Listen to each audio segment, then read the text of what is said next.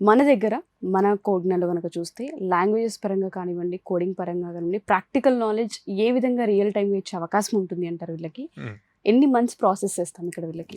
So ఎవరైతే BTech చదువుతున్నారో ఈ pursuing వాళ్ళందరికీ కూడా సి అన్నది ఇంపార్టెంట్ అండి. సి ప్రోగ్రామింగ్ కరెక్ట్గా వచ్చి దాంట్లో లైక్ మీరు ఎట్లాంటి డివైజెస్ బిల్డ్ చేయొచ్చు, ఎంబెడెడ్ సి అని హార్డ్వేర్ డివైజెస్ లైక్ ఆర్డినో ఇట్లాంటి వాటికి యూజ్ చేస్తాం అనమాట, ఐఓటీ డివైజెస్కి.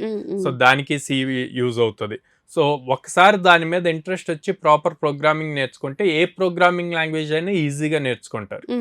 చాలా ఇంపార్టెంట్ సి అనేది. సో దాని తర్వాత మనం ఫుల్ స్టాక్ కోర్సెస్కి ప్రిఫరెన్స్ ఇస్తాం, లైక్ జావా ఫుల్ స్టాక్ కానీ పైథాన్ ఫుల్ స్టాక్ కానీ, డిపెండ్స్ ఆన్ స్టూడెంట్ లెవెల్ అనమాట. సో వాళ్ళు కంప్లీట్ కంప్యూటర్స్ ఐటీ సైడ్ నుంచి వచ్చారనుకోండి, వాళ్ళకి జావా సజెస్ట్ చేస్తాం.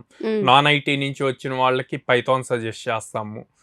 కొంతమంది నాన్ ఐటీ నుంచి వచ్చినా కూడా వాళ్ళకి ఇంట్రెస్ట్తో ఆల్రెడీ ప్రోగ్రామింగ్లో కొంత ఫౌండేషన్ బాగా నేర్చుకొని ఉంటారు, బేసిక్స్ బాగా నేర్చుకొని ఉంటారు స్ట్రాంగ్గా. సో అట్లాంటి వాళ్ళని జావాలోనే ఉంటుంది, అట్లా క్రాక్ చేసిన వాళ్ళు కూడా ఉన్నారు. సో ఇదంతా కూడా 100 days ప్రోగ్రామింగ్.